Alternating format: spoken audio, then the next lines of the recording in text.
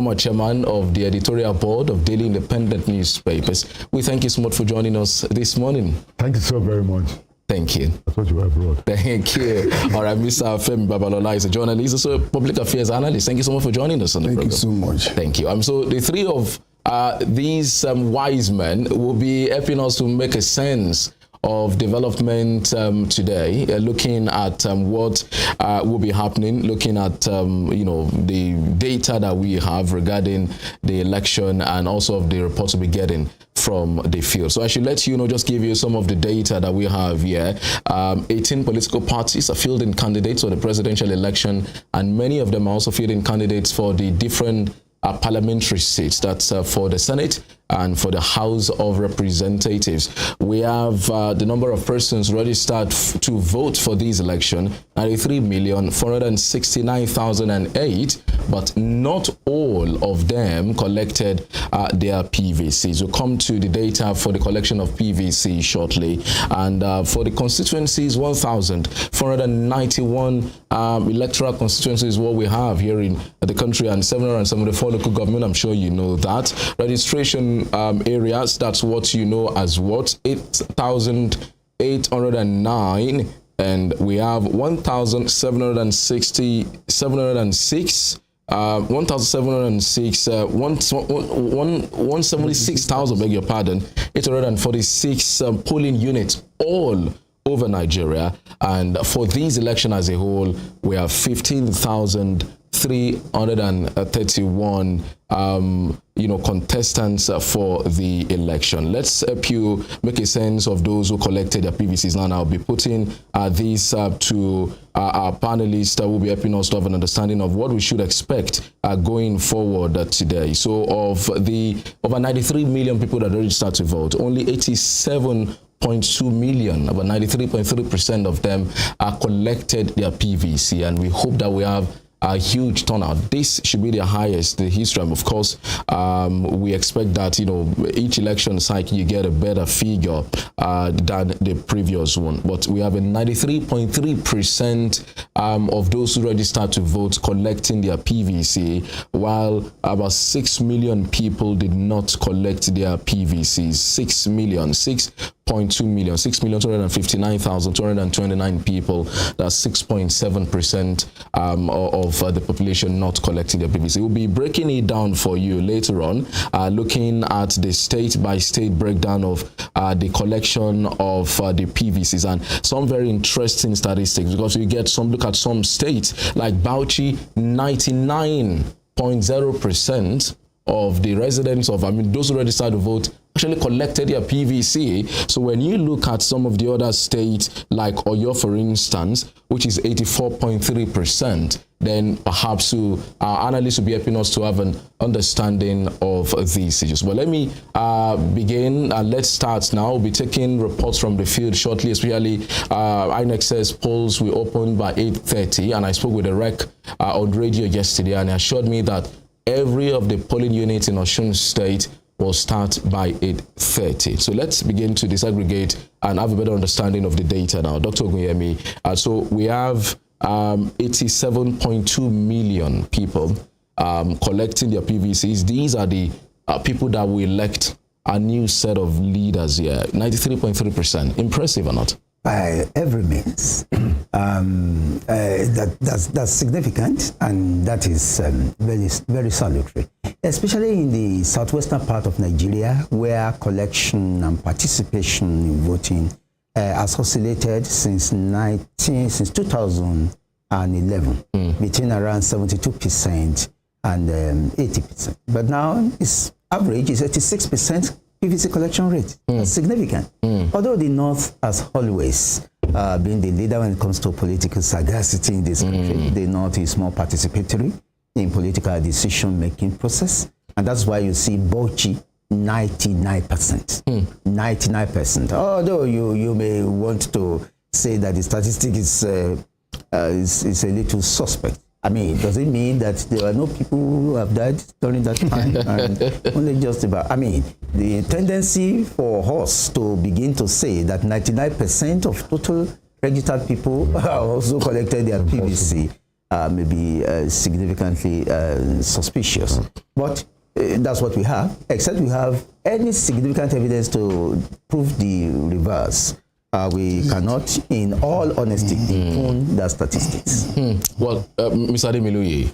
Yeah, I actually have some reservations, to be honest, on a few fronts. And Dr. Ogunyemi, who I thought at Jakpa, I didn't know was Nigerian, made all the important points. You see, the thing is that this PVC, a lot of this thing is flawed. It's good that we've had uninterrupted democracy since 1990. But look, a lot of what is going on is flawed. To me, if you're the largest economy in Black Africa, the largest black democracy in the world, by now it should have been just a question of somebody turns 18 years old and walks into the local government, picks up his PVC and his passport, and that's a happy birthday. That we are there. Look, if you do a comparative analysis, we're really behind. You and I saw on CNN, in Kenya, they had an election like today. Shops were opened, banks were opened, everywhere was open, supermarkets were opened. And people went, voted, and that was it. You know, Kenyans voted in 15 different countries, the diaspora in Kenya. We're really far behind. We're grateful that we've had an uninterrupted. And if you look at the voting figures itself is pathetic, actually, because if you look at the statistics for the 1959 pre-independence election, turnout nationwide was aggregated at 75%.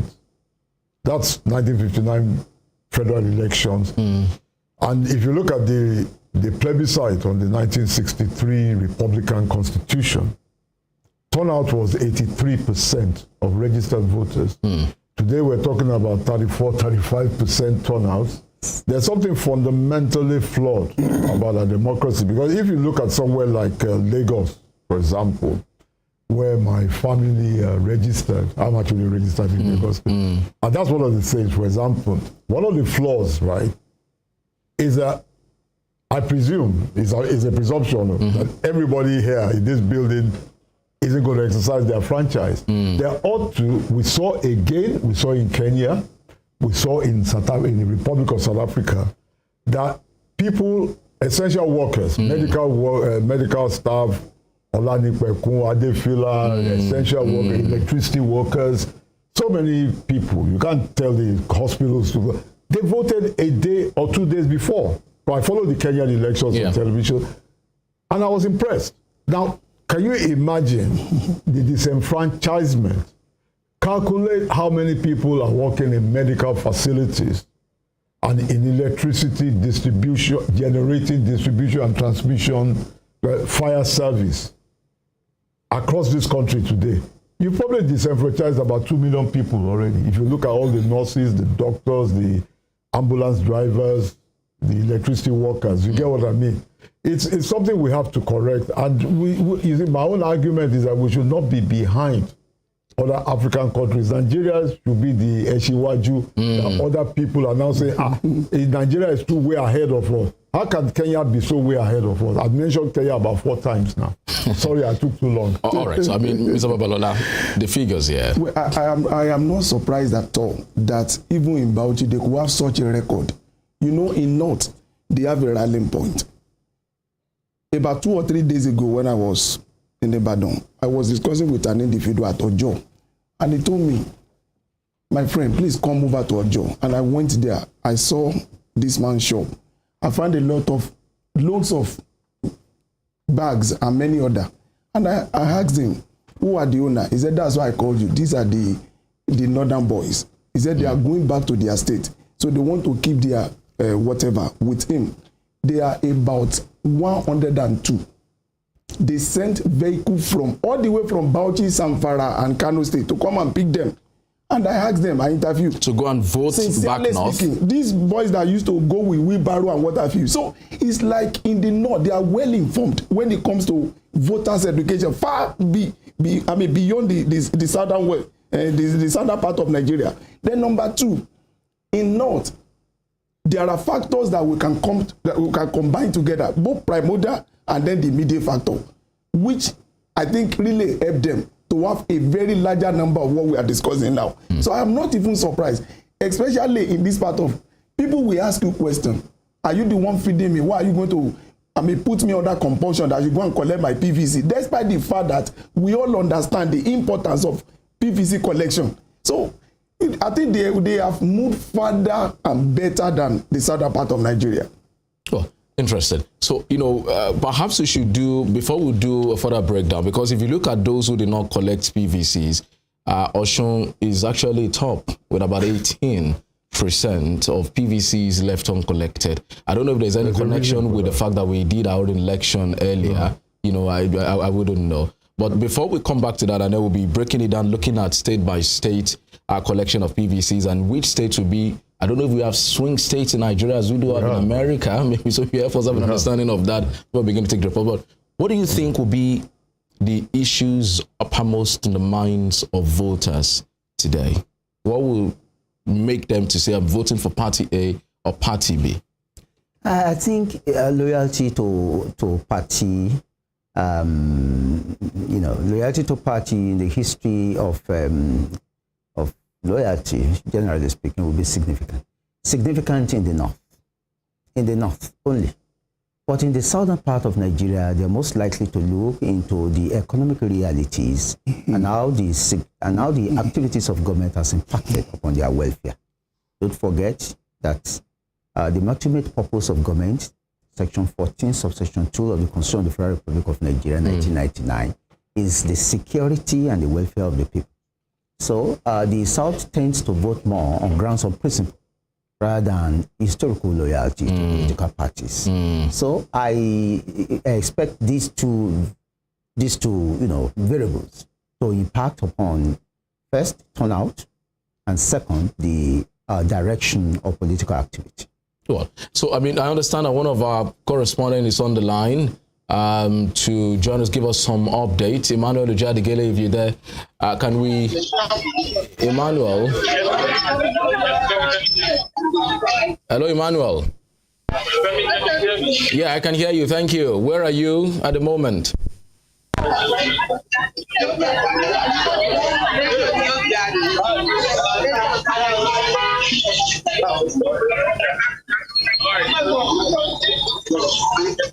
Emmanuel, please go ahead.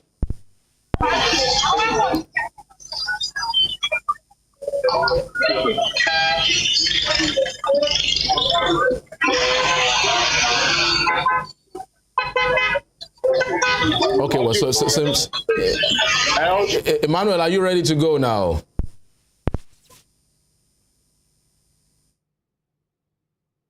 Okay. So, we seem to have some issues with that. But, so, Mr. Ademiluyi, so, what will be uppermost in the minds of the people today? Yeah, can I just make a quick observation on your earlier point about collection of PVCs? Yes. One thing I noticed, actually, is that because observation on your earlier point about collection of PVCs, one thing I noticed, actually, is that because of this efficient organizational methods in Nigeria, areas where there's a correlation between non-picking of PVCs and the amount of higher educational institutions you have in a state. So the more higher educational institutions you have in a state, like the peculiarities of places like Osun and Ogun, because a lot of people registered, they're supposed to come back to Dr. Oguyemi's Obafemi Awolowo University after they have left Obafemi Awolowo University, gone to do youth corps and so. But this thing is so cumbersome for them to now come back after they finish youth corps or they are doing youth corps, and you have to factor in high amount of tertiary institutions, and it affects places like Osun and Ogun State.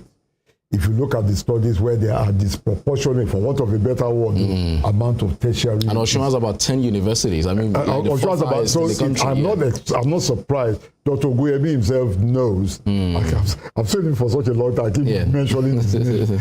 But Dr. Oguyemi, who is in a better position himself, knows that there must be thousands of students at Obafemi Awolowo University who over the years have not come back to collect their PVCs. So we have to factor that in. The other point I wanted to make, actually, getting from what Dr. Oguyemi said earlier, is that there's a lot of abnormalities about this situation. In a normal country, the question in an election ought to be, am I better off today than I was 4 years ago. That's the normal question. People vote with their wallet, you know. But I'm not too sure about Nigeria. Are people asking themselves, am I better off today than I was 4 years ago? Or are they voting on the basis of ethnicity and religion? I'm not convinced that, because to me, there's no point in having I mean, if you look at a country like the United Kingdom, for example, there are two things that could lead to electoral disaster. The first one, which has been going on for about 80, 90 years, is any insignificant increase in mortgage rates. The incumbent government is automatically about 4% behind, because the country's democracy is based on widespread home ownership. So no British prime minister defending a majority will use every antique in the book to prevent even a 0.000% in mortgage rates, because that's what matters to the majority of this state. And the next one, of course, is any insignificant increase in the price of bread. You know, bread doesn't mean anything to you, you know, but something you have to work out with a supercomputer in the price of bread. A British prime minister knows that he's already 2% behind, just because of an insignificant, you know, so those two things. But the problem I have with Nigeria, and that is one of the problems I think why it's an underdeveloped country or an underdeveloping country, is that I'm not sure that people are going out today and voting on the basis of, why am I voting today? Why am I in this polling booth? Am I better off today than I was 4 years ago or whatever years ago? Or am I voting because it's my ethnic group, my religion? I think that if the day comes when the politicians know that people will vote on the basis of their economic circumstances, the best example I give before I give way to this is an important example. You know, when India was 60 years old, there was a special issue of India Today, which is the country's leading magazine. What is of interest to us in Nigeria, that Sotnam Lotte is like the veteran political analyst, is about 86 now, or you know, he did a fantastic study. I commend that study to India Today.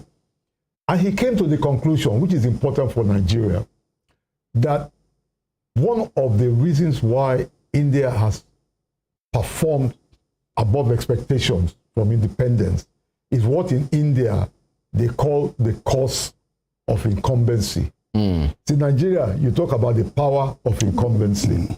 In India, they talk about the cost of incumbency. That an incumbent government at local government, regional, central level is always about 5 points behind in the polls, because the voters expect too much.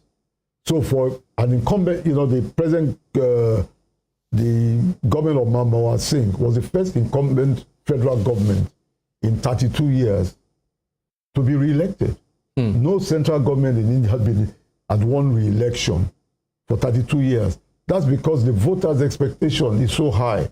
I'm looking forward to the day when, and he said there's a correlation between the way voters in India throw out incumbent government and the country's economic power, because you know that no matter how well you have performed, the voters are not satisfied. So the government tries to perform beyond the call of duty. So I'm just hoping that we will get to that stage where we begin to emulate India, and the voters demand too much more than is fair. And because right now, I'm not getting the impression, I hope I'm wrong, that people are voting based on their economic circumstances. I hope I'm wrong. Mr. Babalola. Let me dwell on, before I dwell on the effect of what Mr. Ademilu has just said.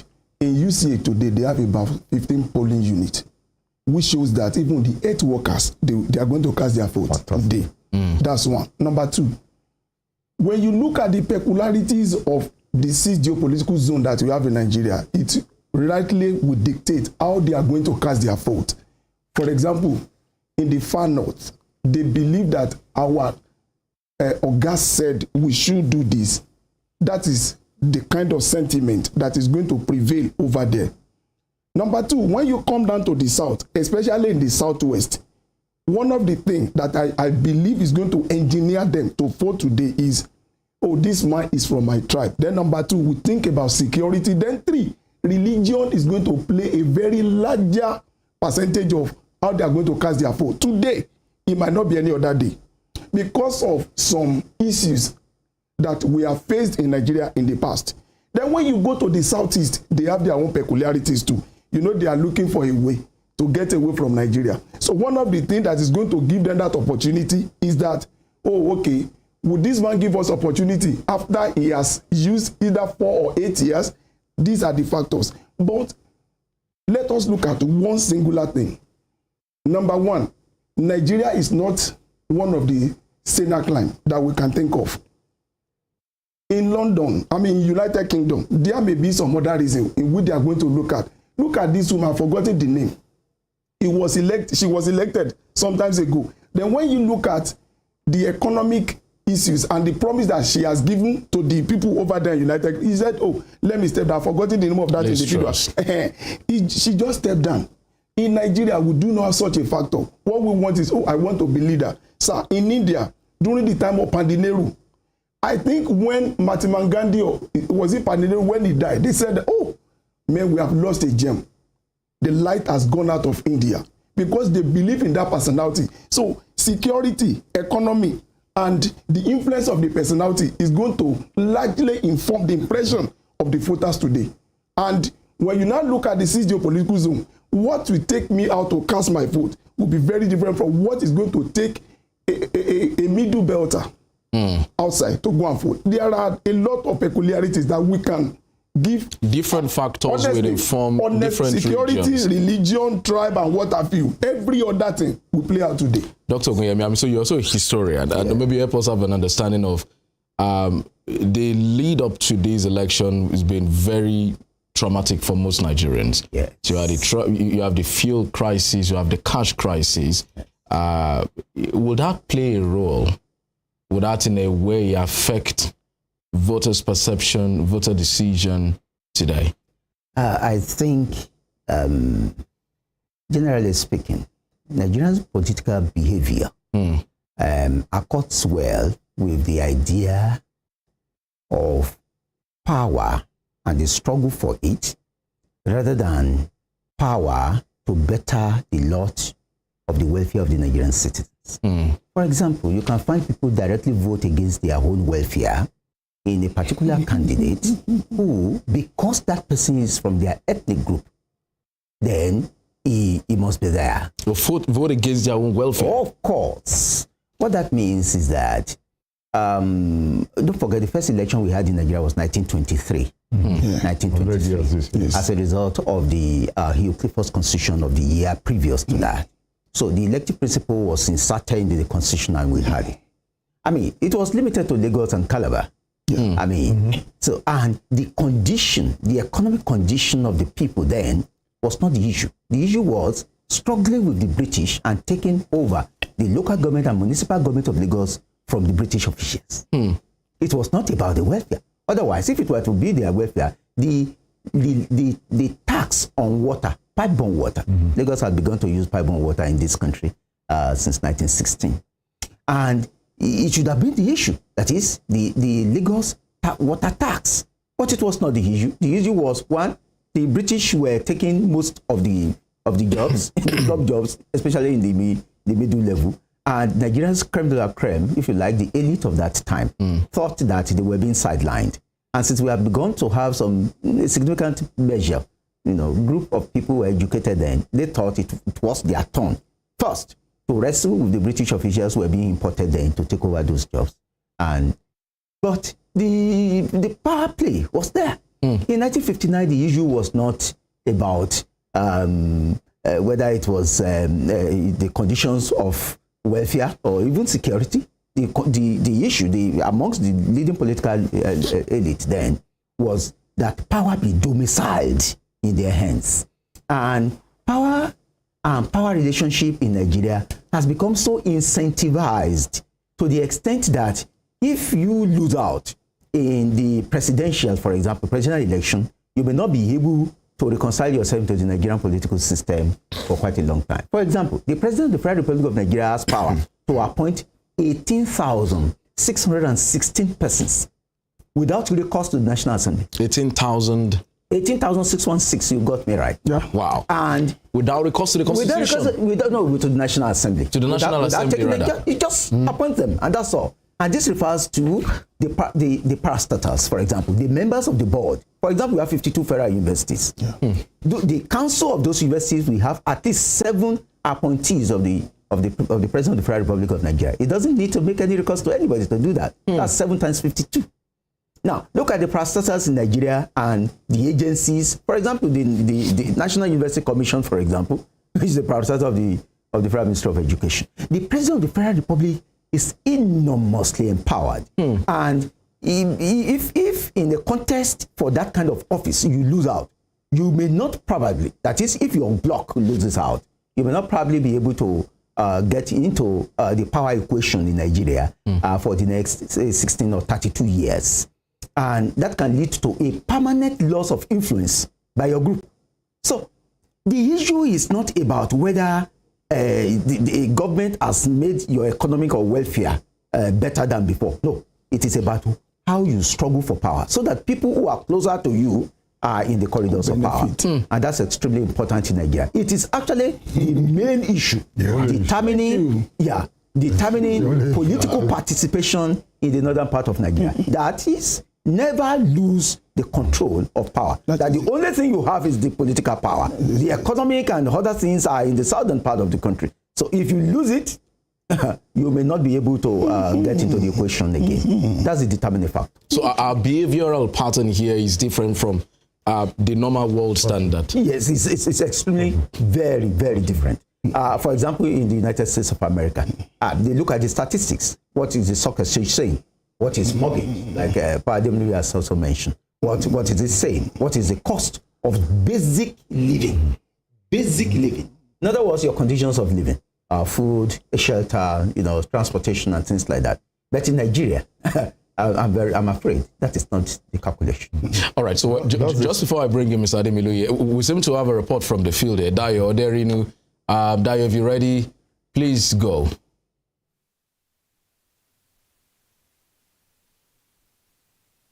mo kí yín káàbọ̀ sí kọ́ni RAVE 91.7 FM àti Western Spring Television níbi tí a ti ń ṣe àkálẹ̀ bó ṣe ń lọ nínú ètò ìdìbò tọjọ́ tòní ti ọjọ́ kẹẹ̀ẹ́dọ́gbọ̀n oṣù kejì ọdún 2023 bẹ́ẹ̀ bá gbàgbé ètò ìdìbò ààrẹ ti ilé ìgbìmọ̀ aṣòfin àgbà àti ti ilé ìgbìmọ̀ aṣojú ṣòfin ti Àbújá lọ́hùn láǹdì lọ́jọ́ tòní káàkiri orílẹ̀-èdè Nàìjíríà a ti wà ní wọ́ọ̀dù kẹjọ ojúdó ìdìbò ẹlẹ́ẹ̀kejì ìyún ward 8 unit 2 ní ìjọba àbílẹ̀ gúúsù ẹ̀dẹ̀ ní ìpínlẹ̀ Ọ̀ṣun níbí bẹ́ẹ̀ bá sì tún gbàgbé bí iléeṣẹ́ INEC ṣe sọ déédé aago 8:30 ní ètò gbogbo bẹ̀rẹ̀ fún ìdìbò ń bí ṣùgbọ́n bẹ́ẹ̀ bá rí àwọn èèyàn ti wà lórí ìlà tí wọ́n sì ti tò mínímíní láti kópa wọn nínú ètò ìdìbò tí ó wáyé lọ́jọ́ tòní ẹ dúró tì wá lórí RAVE 91.7 FM àti Western Spring Television bá ṣe mọ́ mú bó ṣe ń lọ wá fún yín àwọn káàkiri a sì káàkiri gbogbo ìlú Iléṣà ìlú Ilé-Ifẹ̀ àti gbogbo àwọn ìlú tó wà káàkiri ìpínlẹ̀ Ọ̀ṣun tá sì mọ́ mú àwòrán ẹ̀ wá fún yín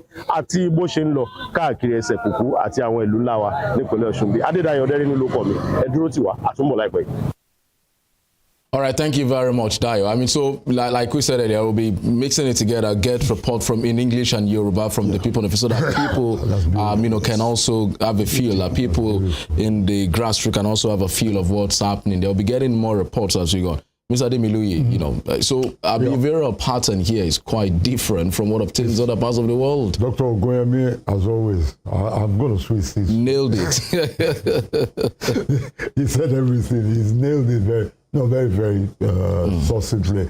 Because, like I said earlier on, referring to the very magnificent study of India by Namlote, there's a link between the behavioral pattern of the voters and economic development itself. Not ephemeral growth figures, but real sustainable development. Because what bothers me is that as long as people continue to vote in this way, I don't see how the country is going. Look, I was terrified a few months ago when I discovered inadvertently that about 600,000 people are given National Youth Service discharge certificates every year. Honestly, I didn't know it was that much. I thought it was about 200,000 or even 150,000. 612,000. Now, look, if voters continue to vote on the basis of Tiwantiwa or the basis of my religion, you're not going to create the kind of jobs to absorb. This country needs to create, in my opinion, about 4 million sustainable jobs a year across board. Artisanal jobs, jobs for the youth corps people, you get what I mean? Nothing less than 4 because of the demographic situation. The behavioral pattern of voting is despicable, I'm sorry to say it. And I don't know how we're going to get out of it because for the political establishment, they found a winner. You don't have to tell people, you don't have to have, the voters don't have high expectations. This is about the easiest country in the world to rule. I mean, how can somebody say that commissioning of a borehole is an achievement? I look at that. I mean, yes, Dr. Ogunyemi, that's why I'm not going to come and speak after him again. No, he made a very, no, honestly, he made a very important point that Lagos were having water connected. In Lagos, people were getting water connected from the mains in 1916. Yeah. I'm so glad he enlightened me on that. Mine's like a lesson teacher. I hope he doesn't give us a bill. Look, that's an important point. Because when I was growing up in Surulere, that's where my father's house is, and we had water from the mains. About October last year, I had to renovate my mother's house. She's late now, so I had to renovate so we can rent it out. Cost me about 1 million naira to sort out the water system, because that's how you get better rent. Now, what I'm trying to say is that going from where Dr. Ogunyemi started, which was important. Now, if people had water from the mains in 1916, how can we now have put our level of expectations to such abysmal level that somebody brazenly takes out a full page advert in the newspaper and pays for television and radio coverage to show him commissioning a borehole? I mean, that's ridiculous. I mean, I did a borehole in October now. You get what I mean? And what is they said is that, look, as long as we have this voting behavioral pattern, I cannot see this country getting out of the logjam of 133 million people being in multidimensional poverty. It's a shame because... So there is a connect between our voting pattern and our underdevelopment. Like I said, if you read something, in fact, because of you, I'm going to ask my son to do photocopy because they have a paywall in India. I'll tell them to do photocopy for yourself, Dr. Ogunyemi. You find it interesting. It's about 18 pages. But he proved beyond any unreasonable doubt that there's a correlation between the expectations of the voters and economic performance. That in India, that the expectation of the voter is so high that an incumbent government defending its position at local government, regional or central level, they are already 5% behind. No matter how well, even if they perform as well as, say, Jakonde or Mbakwe, very good. So, and he said that you cannot ignore electoral behavior, the tendency to kick out incumbent government with economic performance in India. I'll give you the study, you'll find it fascinating because are we really linking economic performance to electoral behavior? If we were, you would not have 133 million people in multidimensional. It's just not possible. If the political establishment, no matter how they are not angels in India, it's the same problem, corruption, this one, you get what I mean? But at the back of their mind, the politician knows in India that unless he wants to do just one term, he has to go beyond the extra mile. Of course, they are corrupt now. They do all kind of mago and all kind of electoral fraud, straight over. But the fact of the matter is that they still have that extra impetus because they know that the expectation of the voters means that to get a second term, you have to show them that you are not, your best wasn't good enough, but I mean, give me a chance to repeat the class. We don't have those expectations there, and it reflects when you compare our economic performance with that of India or Malaysia. Yeah. Sorry. Let me start from you. I wouldn't want to hear that the way we are taking our things in Nigeria is not according to the world standard. That is one of the evil effects of globalization. We have our peculiarities in Africa, and we are following it to the letter. There was a time when we had Clement Westerhoff, who came to Nigeria to train us as far as football is concerned. And one of these English coach said that the problem they are having with Nigeria is that we do not have system when it comes to soccer. And we told him, having no system is a system on its own. So the way we are operating here is according to the world standard. And I'm going to tell you, why am I saying this? I wouldn't want to even hear again that economy is not one of the reasons that is, giving us impetus to vote, to cast our vote. Look at Jonathan. There were a lot of people believe at that time, let me say, that those who are working with him, including him and the wife, they are all corrupt. You understand? So when you now look at the economy at that time, it was one of the things that informed the impression of people to go out and to cast their vote, that we want a replacement. We want another person entirely. That is that. Number two, as a sophomore in university, I read international relations, and I discovered one time my Oga Professor Weye asked a question that political science is the subsistence of the social system. He said discourse. Now, when the man was giving us a better answer to the question, he said that one of the things that informs or that make people to go to power is because they want to attain a position, because they believe that the moment you attain a position, you can direct everything, including religion. Everything is under politics. And these are what the northern people have understood in the past, that just give us the position, we know how to do our things.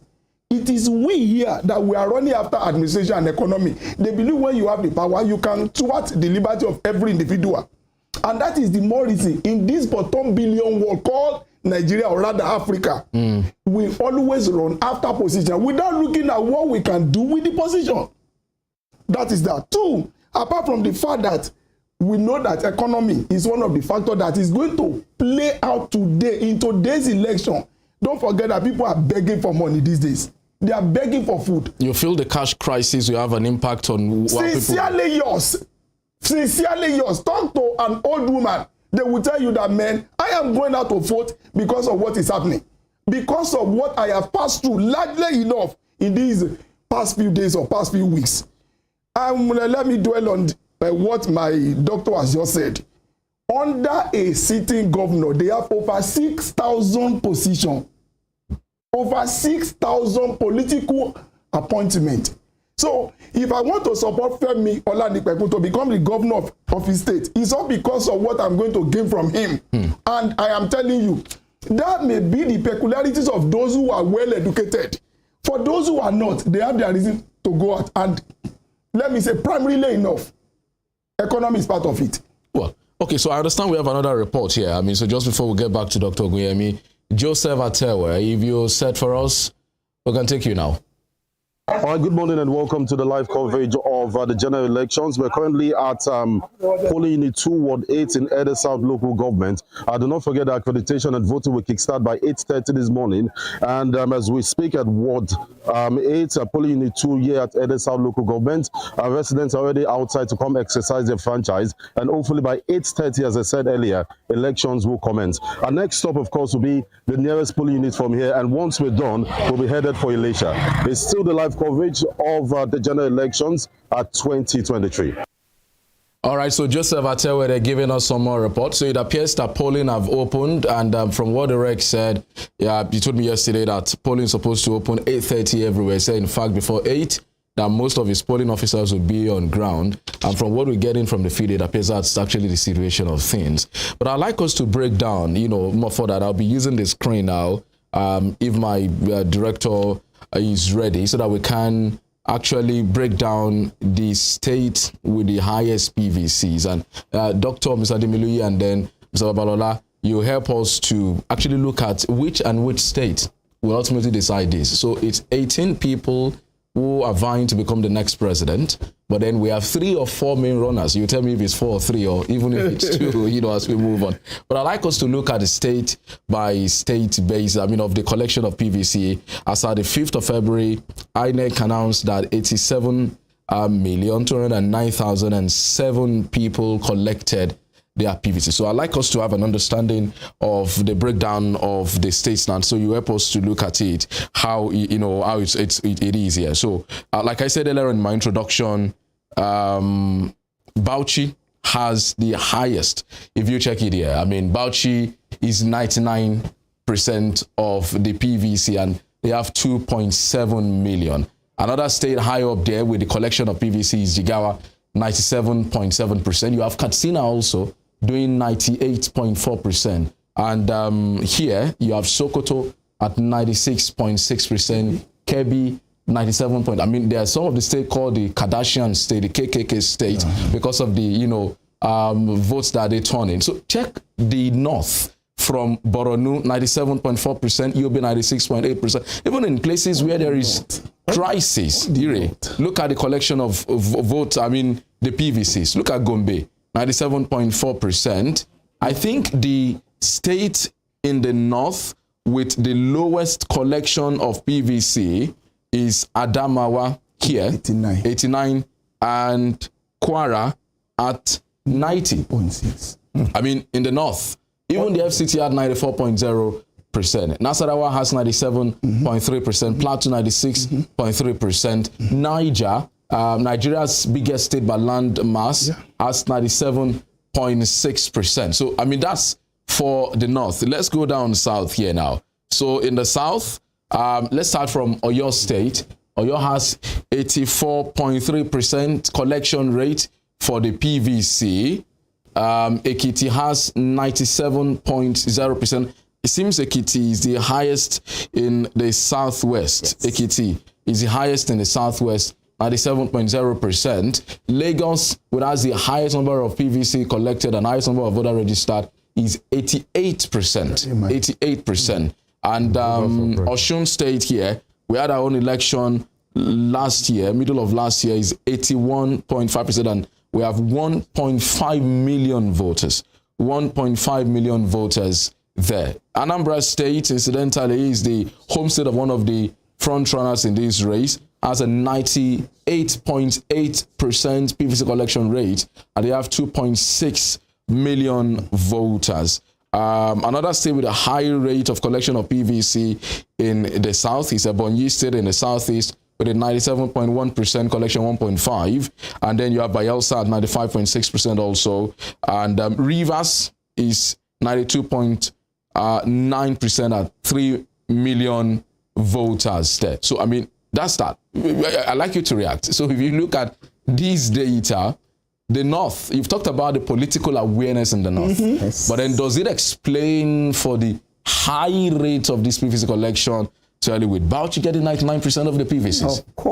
Of course, the high level of political activity. See, every northerner has at least one transistor deal by his side. Thank you. One transistor deal. And tuned to either Radio Nigeria Kaduna or BBC Hausa. So he is so politically sagacious that the issue of power is like second nature to him. But and I'm surprised if we still have people believing that there is no correlation between political sagacity and readiness to do politics with the struggle for power in Nigeria and the issue that has to do with ultimate elite consensus. So I believe very strongly that, take for instance, any northerner, for example, will vote for any dominant political party in its area, regardless of the economic performance of that party. Regardless.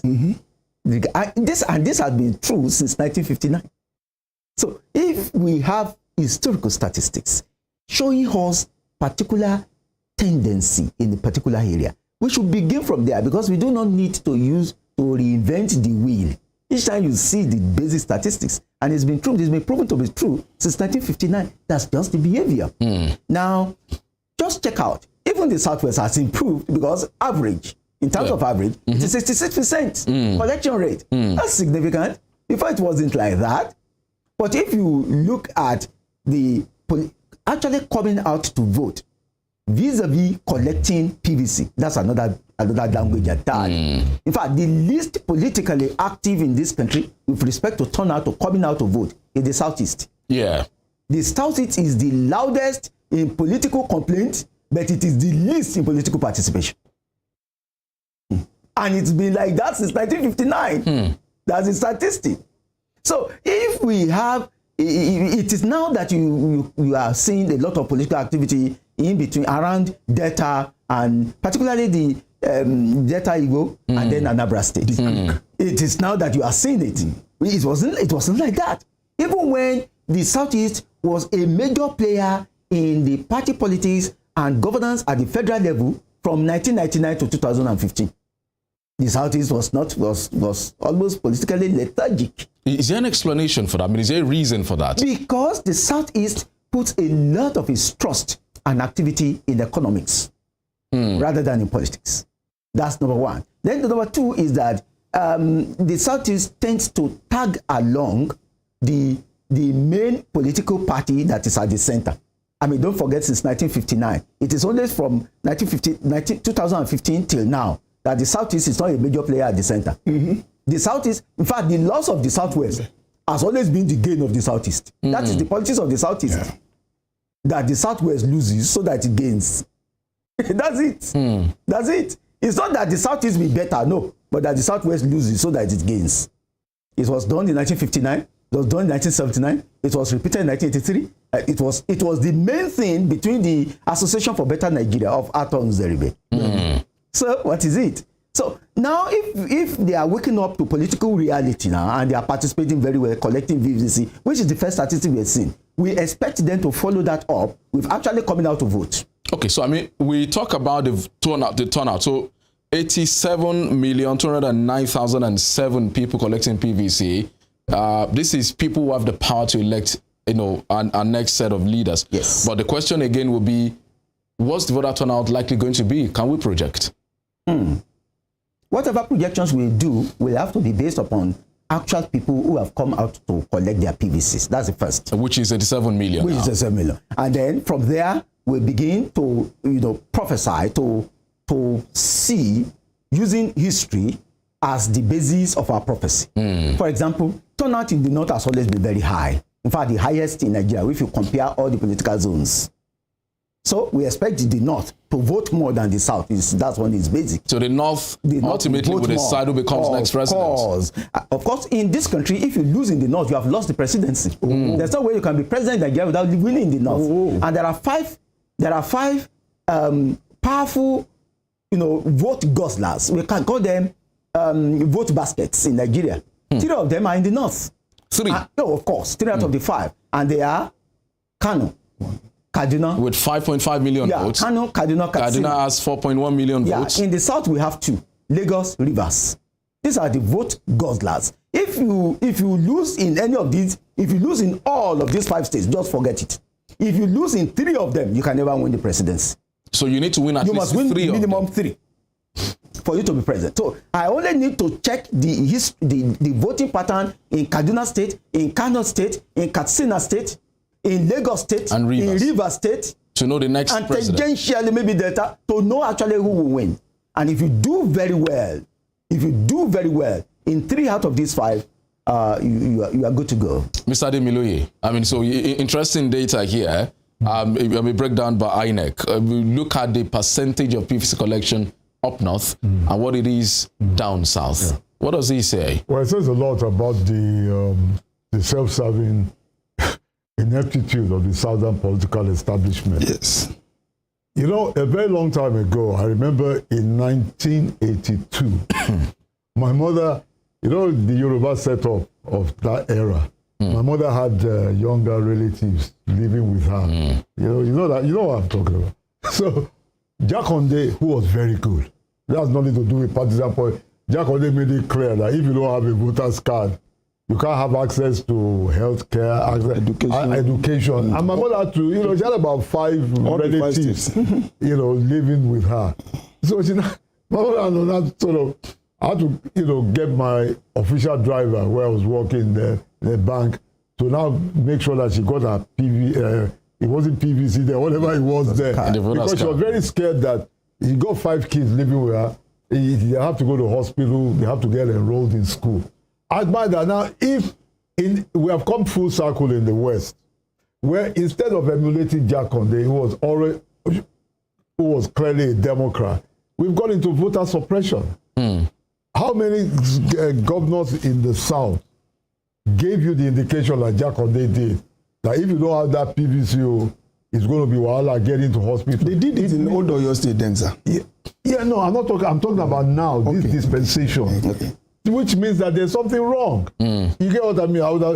Which means that they are not sure of themselves, or in the cases of some states, they actually want low turnout.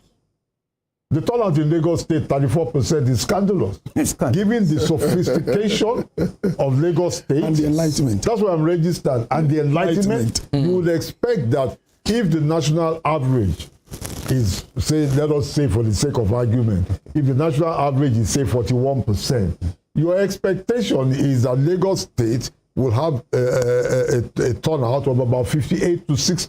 Yes. That Lagos State will be way ahead. The level of income, the level of education, you get what I mean? Yes. But on the other hand, in Lagos State, there's no doubt in my mind that 34% of the turnout is based on voter suppression. The lack of confidence that a high turnout, you get what I mean? I mean, for example, if you look at Brazil, voting is compulsory. But why is voting compulsory in Brazil? Because the most progressive tendency in Brazil, when they had the opportunity, they made voting compulsory because they believe that the higher the turnout, the more it favored the parties of the left. You get what I mean? So rather than suppress vote, they will made it that if you don't vote, you are going to pay a stiff fine. It is obvious that apart from the population figures, no effort is being made in southern Nigeria for mass mobilization because some people obviously do not feel comfortable about high turnouts. My own prediction in this election, there will be regional variations. I'm predicting a turnout of roughly about 48%, which is not good enough. Will be an improvement on the 34-35% we had last election. Yeah, last time it was about, I think it was about 41%. It actually dropped from... Talking about the national average. Yeah, I'm talking about last, I think the best turnout was actually, I think, in 2015, but there was a drop. In 2019. In 2019. I'm not hoping, I'm forecasting something like 47-48%, which is good, but it's not really good enough for a country that has sunk in so many. And there's a point that has to be made, and which the media is not looking at, and which I don't know whether our own people in Western Spring have the national spread. How are people going to vote in the IDPs? How many people are in the internally displaced persons camps? Because like a friend of mine, it's actually a classmate actually, you know, was telling me, he said, look, he lives in Kaduna. I was telling me that what the media, because media is controlled by the southern media, are not looking at, is who is going to tell them how to vote in the IDP camps. You don't get what I mean? The IDP camps, how independent, I mean, I know that the people on this table, I can't tell them how to vote. Even if I give Dr. Oguyemi $1 million, just give me my money back, you know. But look, and I don't know how many, there must be about 4 million 5 PVC holders in the IDPs. Across the north. Now, the thing is this, is there going to be voter intimidation in those IDP camps? If somebody is feeding you, somebody is feeding somebody in the IDP, to dictate. Is he not going to dictate as in the piper dictating the tune? And those 4-5 million votes are crucial. We're not looking at that. You get what I mean? We ought to, because, and where are the IDPs located? How many is there any IDP camp in Osun State? No. Or your state? No. You get what this is going to be, because people are not looking, when they start arguing now and fighting when the election results have been done, the areas that the press should have been looking at from about 3-4 months ago, they're not looking at it. How many observers, international and local observers, are going to be in the IDP camps today? It's crucial. All right. Okay, Mr. Babalola. It is not 18 people that are contesting. It is 3 people from my own definition. Oh, 3, not 18. There are pretenders and there are contenders. We know the pretenders and we know those who are really contesting. Only 3. If Okokonso is not part of them, I can only mention Atiku, I can mention Tinubu and Obi. As far as I'm concerned, even with what Okokonso said on one of these national television, he said that if there is any wrong, that means he has even give it in. That if there is any wrong, I'm going to align with. So he has not seen himself as an individual that could even emerge. That is number 1. Number 2, on the issue of communication, and that is one of the reasons why our people could not collect as an individual that could even emerge. That is number 1. Number 2, on the issue of communication, and that is one of the reasons why our people could not collect the PVC. And it's going to talk largely on how we are going to vote today. How do I mean it? Dr. Guyami talked about BBC Yoruba, this transition radio. We have done a sort of, it may not be empirically verifiable, but to some extent, we have got to understand that the program you perhaps you do in Yoruba on television or radio is well more understood by the people. How do I mean it? In Lagos, in Oyo, people tend to listen to Yoruba program. They want to get informed. What we are doing now, my mama at home may not be able to understand. And in the far north or in the northern states, so to say, you hear them speaking in Hausa. They communicated directly to their people because they believe that they could best understand the kind of language that they are saying over there. Then doctor said something that what is going to inform how people are going to vote in the northern states, largely enough, is going to be on the performance in that area. Then the point is that epistemologically, how do we define performance? To me, what is performance to you may not be. When my guy here was saying that somebody sink a borehole and you think that we have to celebrate it. To some people, that may be an achievement. To him and me, and I, it is not. I have seen a situation when somebody, I think what did he do? This empowerment program, he brought bread and slippers and what have you. By the time they want to celebrate the man, they even want Mankara. So what are we saying? Bread and slippers. Yes. I covered the story. So what are we saying? That one of the things that I believe in this part of the world that we do not know is that we cannot even define what we really need. And to me, a little voter in Nigeria, within the geopolitical zone, may not be able to define what they really want. I have asked some people, when do you want to vote? Is that I'm going to vote at this social place? Why do you want to vote? They cannot even define that. So to me, if our media people have been communicating to our people in this southern part of the world in our language, perhaps the turnout could have been very, very impressive. Okay. Well, so just before I take my seat, I'd like us to look at the breakdown of the registered voters and how these impact on the eventual outcome of the election. So for those who registered, we discovered that the biggest, the bulk of those who registered to vote are students. That's 27.8% of the registered voters. So young people, students, have 26 million registered to vote in this election.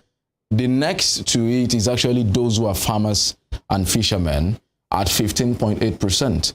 And that's over 14 million people in that bracket, followed by businessmen, those who said they are in business. That's 12.4 million. And here we have 13.3%. But what does this say? You know, if you look at it, the fact that students constitute 26 million, registered voters 27, maybe you should add to the fact that if you look at the age group, the age bracket, you have youth between 18 and 34 constituting almost 40%, 37 million.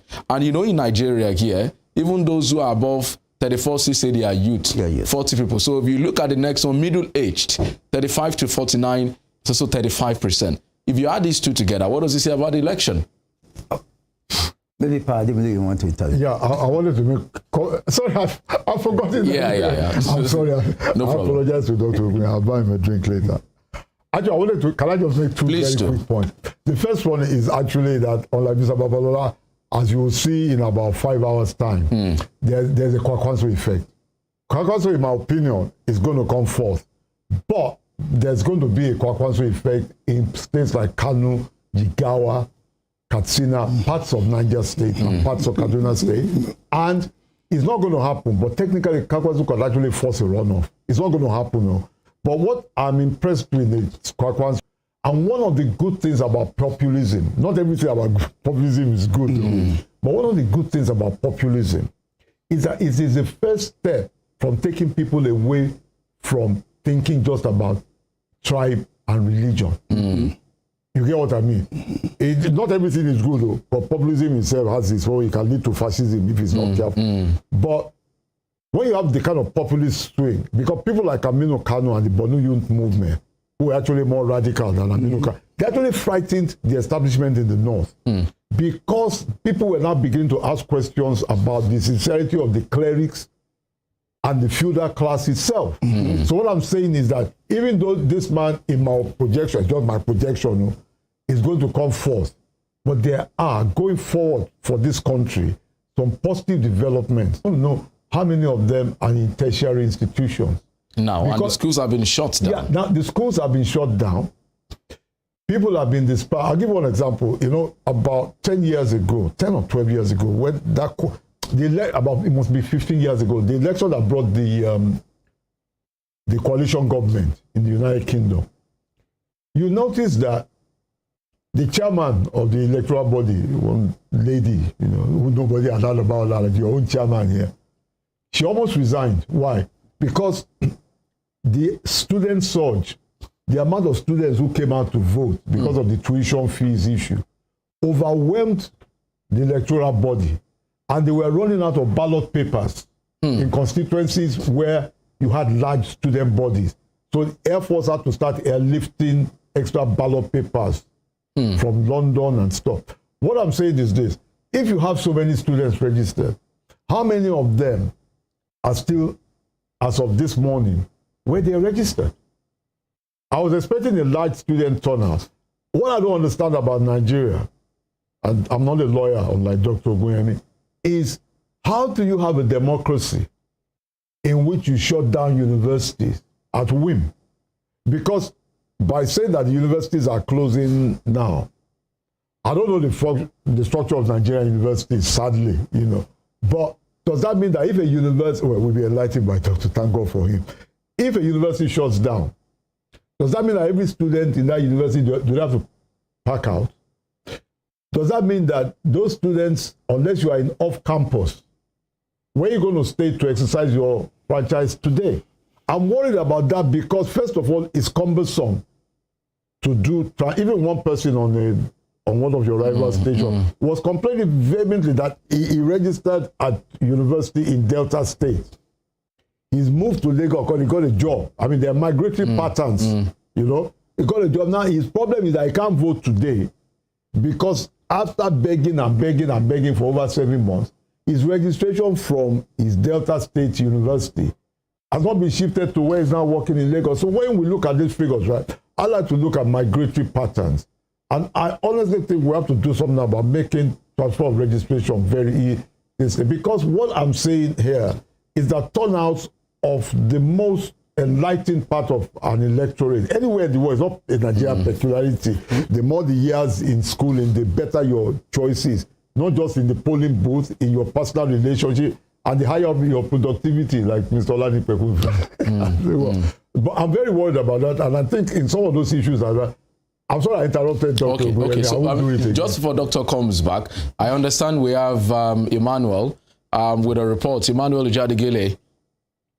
Emmanuel. All right, well, we're currently in Osogbo, the Osun State capital, but we're currently at Ward Babakekere at the polling unit 20, opposite the open space opposite the Nigerian police station, Ojoba Division in Okebale, where you can see voters have gathered this morning to participate in the general elections and exercise their franchise. While we're coming out this morning, we saw that, of course, preparations had begun. Some of the materials had arrived at polling stations. Some of the officers were also already there. And just behind me, you can see that voting has actually already begun. The accreditation has started and people are already casting their ballots. We expect that to go smoothly in other places in the Osun Central Senatorial District that we are covering for you this morning. It's still the live coverage of the general elections, and we are currently at Ward 1. Unit 1 Council area, Ife North local government. Let me give you a quick recap that before we got here, we stopped at polling unit 2, Ward 8 in Ede South local government, where voting hadn't started then because it was 8:20. But as we speak, it is 8:41 and voting has started. Now, voting has started once again at Ward 1, Unit 1, Council area, Ife North local government. And as you can see, you have the people on the line trying to exercise their franchise, and that is what they're doing. We spoke to some of the INEC officials there in regards to the beavers, and they told us it is working perfectly. But as you understand, this is still 8:41. We'll wait and see how things pans out here. But at the moment, the beavers is working and people are on the queue to exercise their franchise. We'll get to other polling units, and as we do, we'll come back and give you more reports. My name is Joseph Atewe. All right, good morning and welcome to the live coverage of the general elections. We're currently at polling unit 2, Ward 8 in Ede South local government. Do not forget the accreditation and voting will kickstart by 8:30 this morning. And as we speak at Ward 8, polling unit 2 here at Ede South local government, residents are already outside to come exercise their franchise. And hopefully by 8:30, as I said earlier, elections will commence. Our next stop, of course, will be the nearest polling unit from here. And once we're done, we'll be headed for Elisha.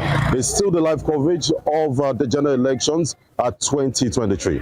À ń tẹ̀wájú pẹ̀lú bá a ṣe mú bó ṣe ń lọ wá fún yín lórí ìkànnì Western Spring Television àti RAVE 91.7 FM tó kalẹ̀ sílùú Òṣogbo nípínlẹ̀ Ọ̀ṣun bí. Bá a ṣe ìkànnì Western Spring Television àti RAVE 91.7 FM tó kalẹ̀ sílùú Òṣogbo nípínlẹ̀ Ọ̀ṣun bí. Bá a ṣe ń káàkiri fún ìbò tó ń lọ lọ́jọ́ tòní, ìbò ilé ìgbìmọ̀ aṣojú ṣòfin, ilé ìgbìmọ̀ aṣòfin àgbà àti ìbò ààrẹ ti orílẹ̀-èdè àgbà àti ìbò ààrẹ ti orílẹ̀-èdè Nàìjíríà. Ẹnu ẹ̀ náà la ṣì wà. Wọ́ọ̀dù kínní, yúnìtì àkọ́kọ́ ní ìjọba àbílẹ̀ Àríwá Ifẹ̀ la wà lọ́wọ́lọ́wọ́ báyìí nílùú Ẹdún Àbọ̀n. Ẹ ti rí àwọn èèyàn ti wà lórí ìlà. Wọ́n ti múra tán láti dìbò. Ìbò ti bẹ̀rẹ̀ ń bí. Wọ́n ti bẹ̀rẹ̀ sí ń fi bíváàsì, wọ́n ti fi ń yẹ ojú àti ọwọ́ àwọn èèyàn wò tí wọ́n sì ti bẹ̀rẹ̀ sí ń dìbò ní ẹyọ kọ̀ọ̀kan. Bákan náà, a bi àwọn òṣìṣẹ́ iléeṣẹ́ INEC léèrè ṣóhun gbogbo ń lọ dáadáa. Wọ́n ní gbogbo rẹ̀ lọ́wọ́ àbòtí yọ wà. Àwọn éjẹ̀ǹtì náà wà ń bí tí wọ́n farabalẹ̀ tí ìbò sì ń lọ ní mẹ̀lọmẹ̀lọ. Ẹ jẹ́ rán yín létí ká tó débi.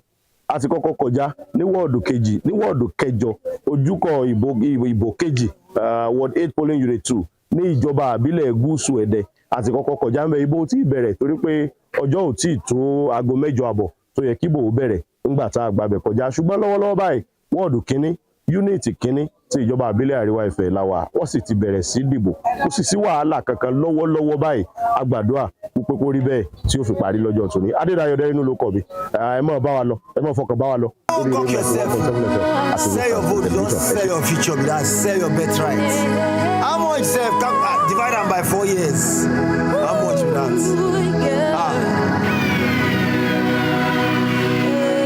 Don't sell your vote, oh. No matter the thing them they tell you, no matter how the thing they do you, no matter how much money them they give you, don't sell your vote, oh. No need to fight, oh, because your pikin no go join you. They go they won't corner, they love you. Oh, don't sell your vote, oh. Yeah. Okay. If you look at the situation, everything harsh for this our nation. Poverty rising and inflation. Line still there for the fuel station. This gotta change my determination. This election, no intimidation. Protect your selection, we gotta make sure everybody votes count for the future. For the future.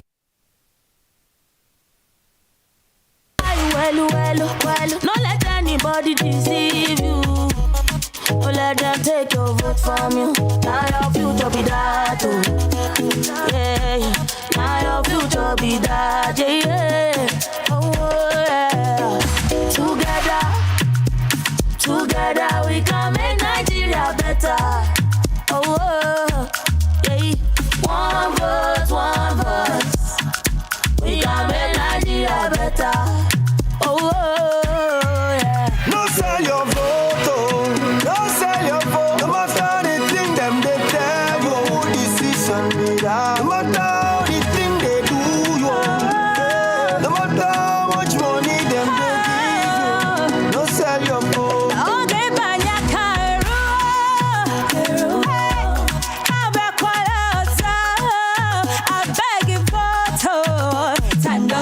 Again, no. Them done they show their face, oh. No sell your right, oh. Now follow them fight, oh. It's over to you, so no fear, speak up, you yo. So ginger, don't let anybody spoil them for you. The power is in you. No sell ammo for money, oh. No sell your boat, your right, your hoe for fufu. Yakare, kuwani tane don ku sun shashare,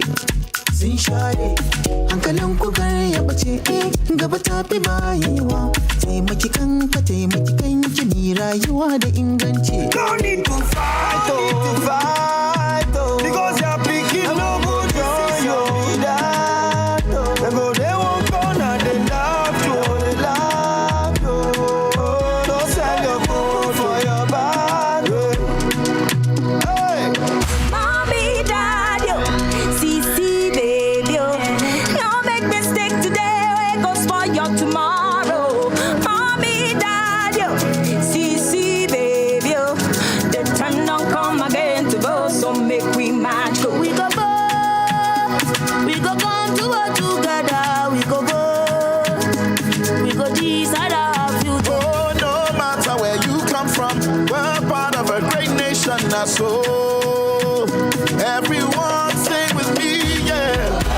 From the hilltops of Obudu and Enugu, from the plateaus of Jos and Taraba, from the food baskets of Cocoa and Otumbo, yeah, to the smiling, shining sun in Sokoto, we go photo.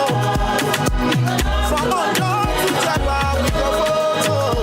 From Port Harcourt to Kaduna, yeah, till no one is left behind. Nigeria is yours and mine.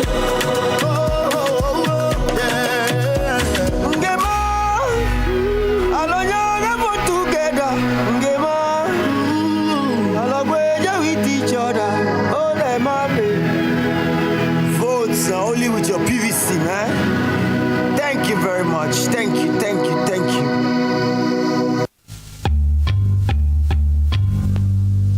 Nigeria yìí tí gbogbo wa ní kó máa gbọ́dọ̀ bàjẹ́ torí kò sí ibòmíràn tí a lè lọ àjò lè dàbí ilé ẹ jẹ́ ká sowọ́pọ̀ ká fìmọ̀ ṣọ̀kan gbé kémi gbé.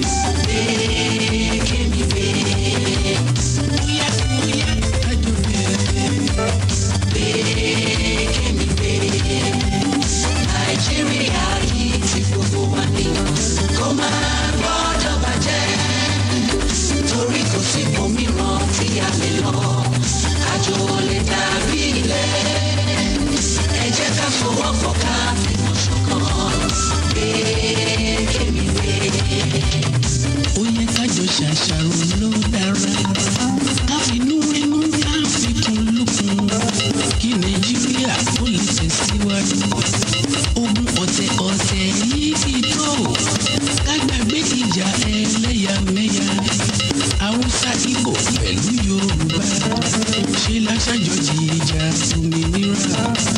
òmìnira ni a tún mára wájà èdè rẹ ogun èṣù gbé kájọ gbé ó yẹ kájọ gbé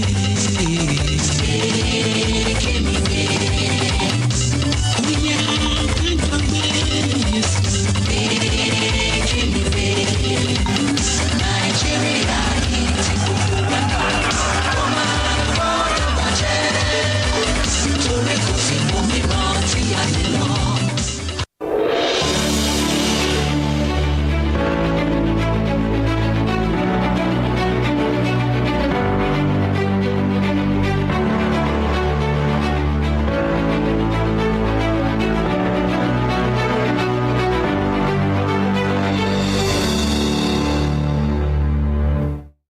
All right, thank you so much for staying with us. It's the WSTV RAVE 91.7 FM Mandate 2023 studios. We've been looking at development all around the state and indeed the country, analyzing the patterns, looking at, whatever is tied to the election today. Dr. Tunji Oguyemi, Mr. Komi Ademiluyi, as well as Mr. Femi Babalola, helping us to have an understanding of the developments here. So we've taken reports also from the field. Joseph is sent in report. I understand that the governor has voted. Also talking about the governor of Osun State, Ademola Adeleke, will be getting that report shortly.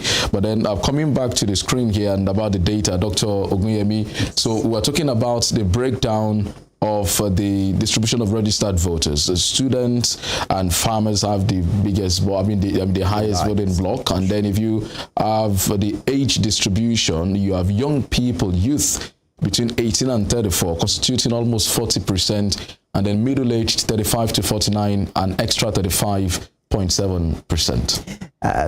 Yes, I liked it. And infographics can be very, very educative. Very educative.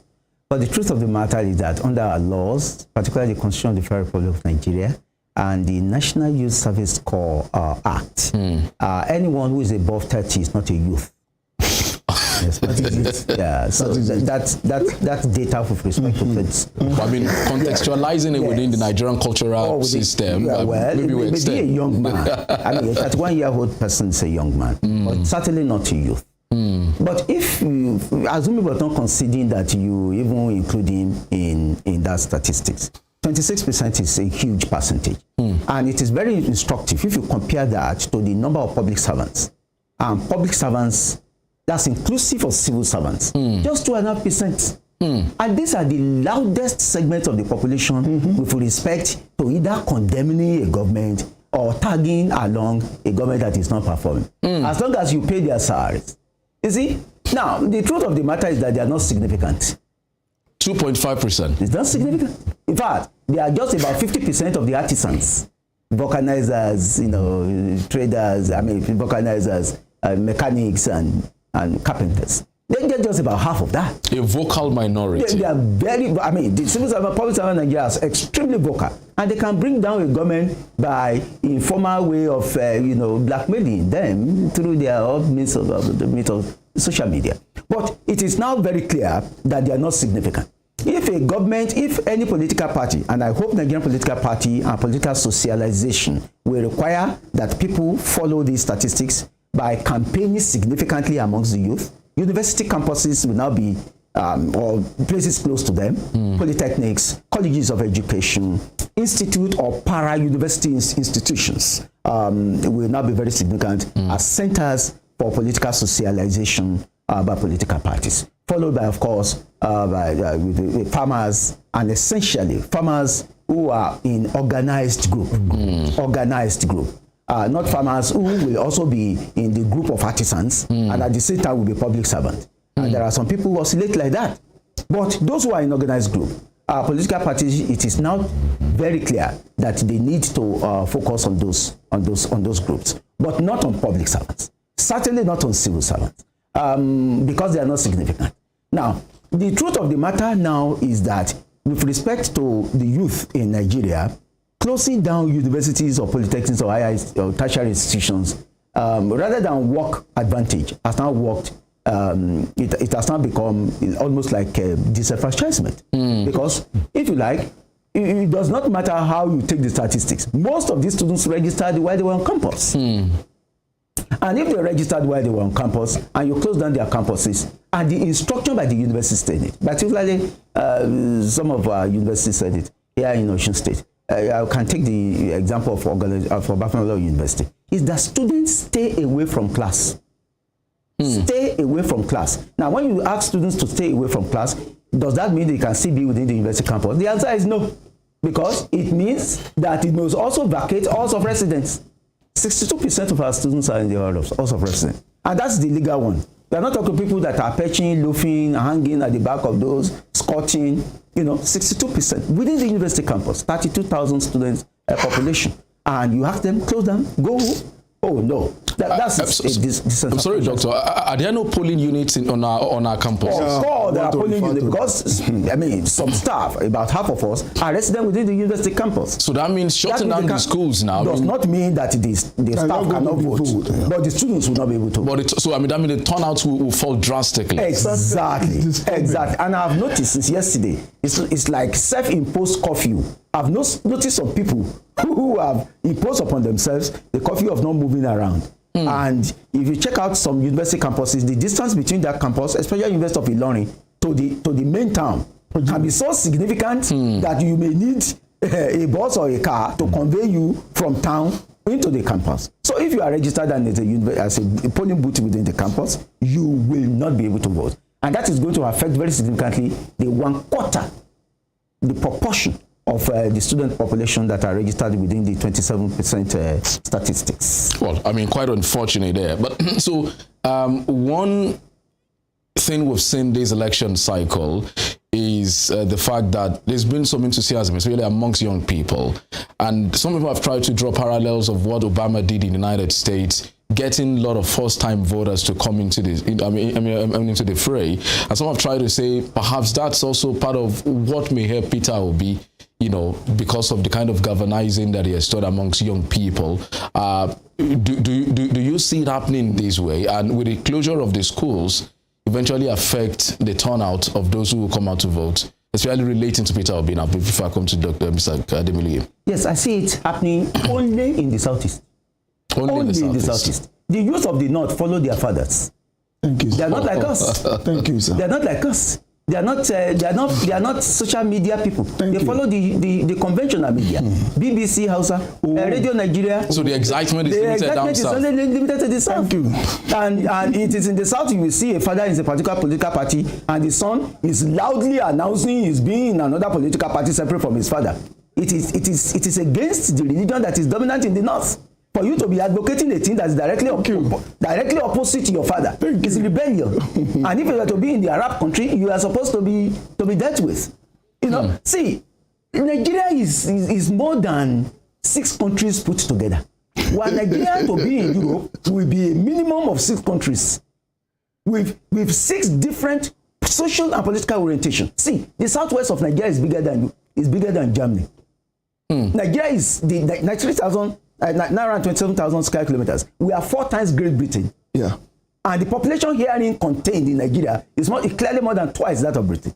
Even France. It's 4 times.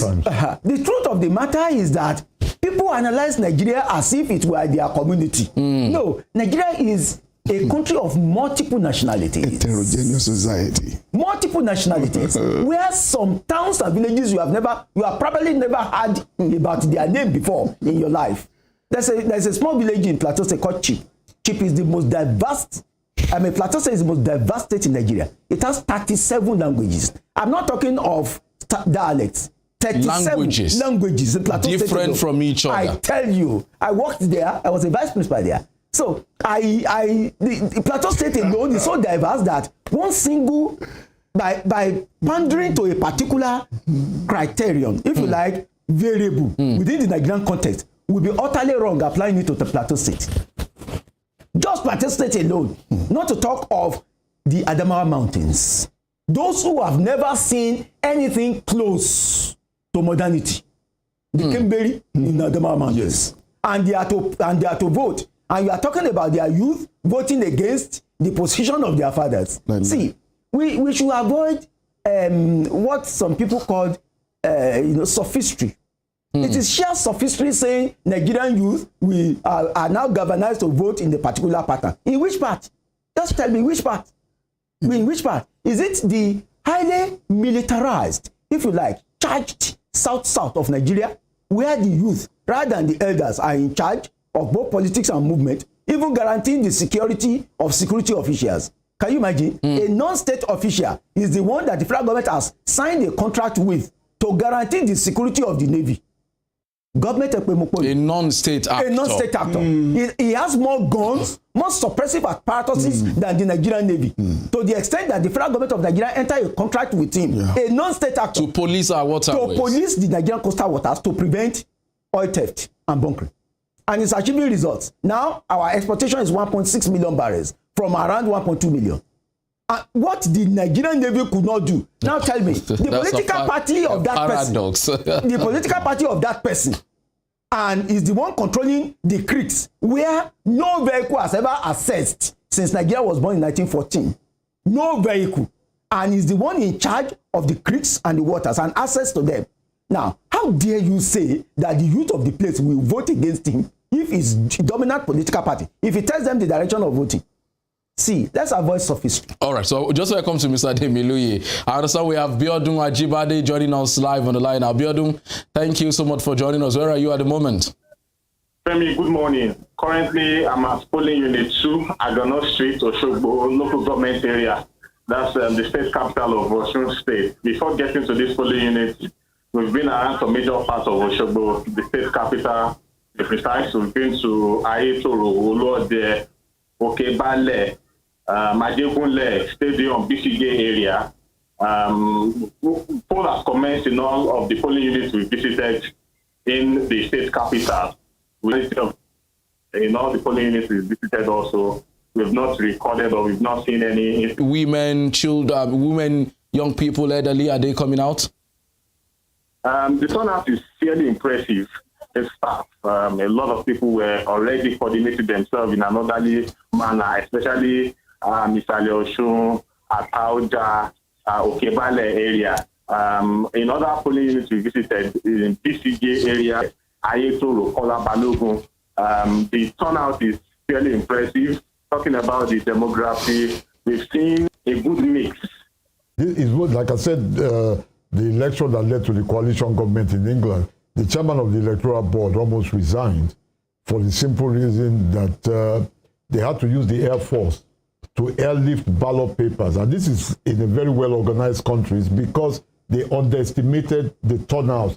In those constituents, almost resigned for the simple reason that they had to use the Air Force to airlift ballot papers. And this is in a very well-organized countries because they underestimated the turnout in those constituencies like Manchester Northwest, in which there were about 7, what we call PVC. They underestimated it. They had to air freight about. And they wanted to come out because there's an impact on their studies and their pocket. Because the key issue in that election was tuition fees. Whether one party wanted the tuition fees abolished, another party wanted modification. So out of saying that, I mean, the ASU strike, ordinary, a key part in how we vote here. God bless you. If Nigeria were to be, if Nigeria was a serious democracy, the ASU strike alone would be a determinant, and some non-academic people